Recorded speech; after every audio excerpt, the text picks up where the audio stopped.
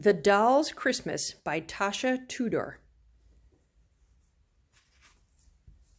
So this book is a discard from the Piedmont Avenue School Library in Oakland.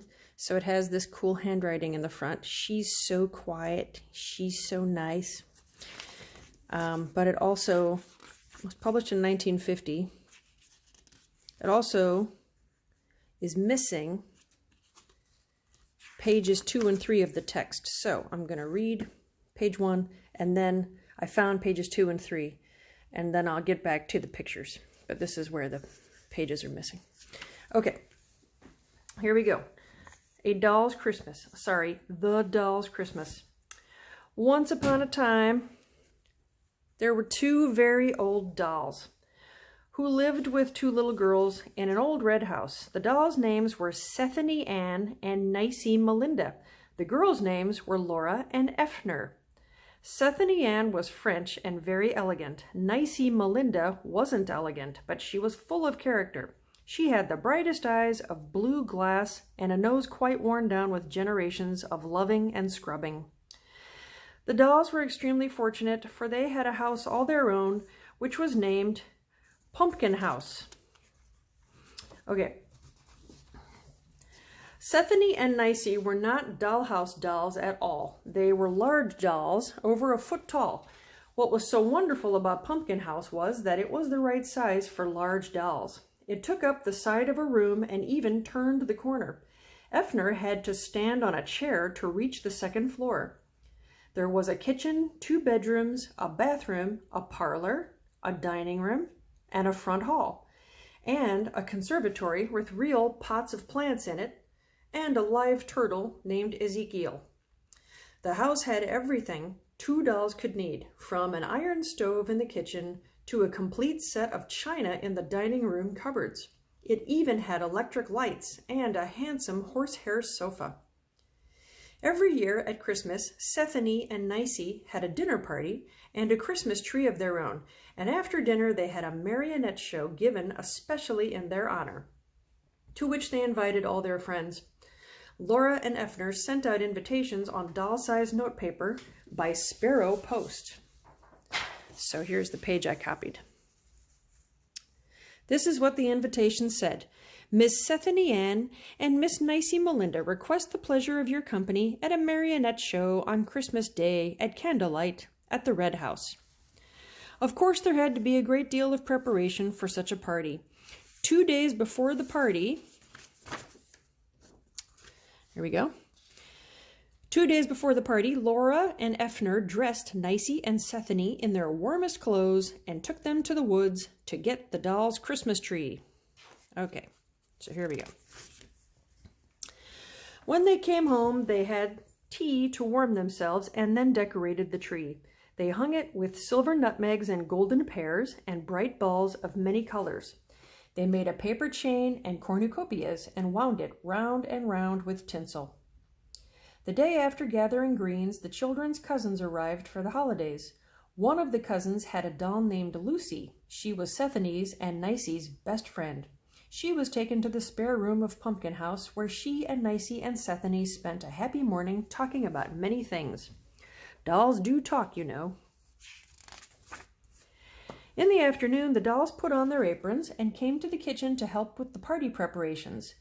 There were cookies to be cut with thimbles, small pies to be rolled, a pan of tiny biscuits, and a small mold of jelly to be made.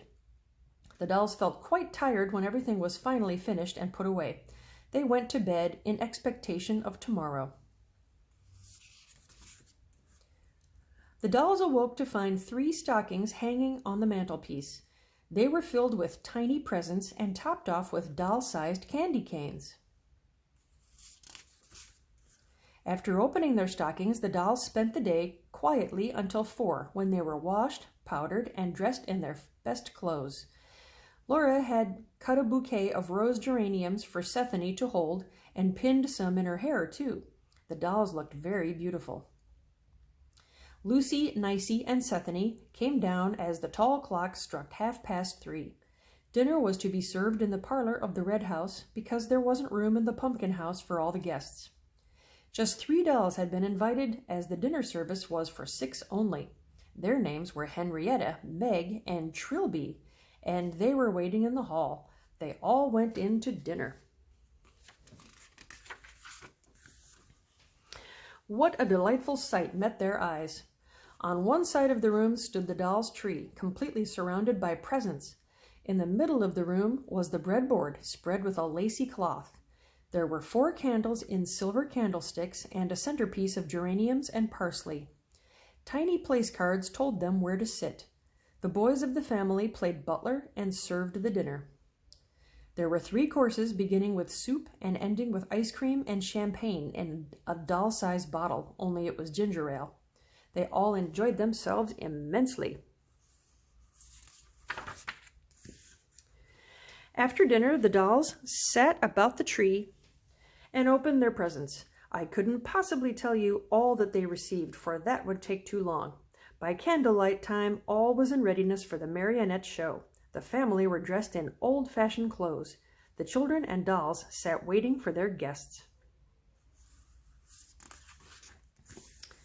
The first to arrive were Tedward and Edward Bear, Ephalie Elephant, Trilby, and Mr. Kitty. Then came Lily, Oliver Twist, Meg, Henrietta, and several others. When everyone was assembled, the candles were blown out and the play began. It was Little Red Riding Hood. Everyone had the best time, at least everyone but Trilby, who was sat upon for half the performance, and Mr. Kitty, who fell to the floor in a fright at the sight of the wicked wolf. When the play was over, they all ate cookies and the children sang carols around the big Christmas tree. Then the guests went home, all but Ephalie, who was forgotten. He spent the night under the table and had an interesting discussion with some mice about cake crumbs compared to peanuts. In Pumpkin House, the dolls went to bed. "I think," said Nicey, "that Christmas is the most magic time in all the year, not just for the pretty things you get, but for the feeling inside you of what a good place the world is to live in. I should know, for I have seen 110 Christmases." The end. But here's a bonus. This 1950 book from Piedmont Avenue School still has the card sleeve and the card in it. So check this out. You can see people got this stamped.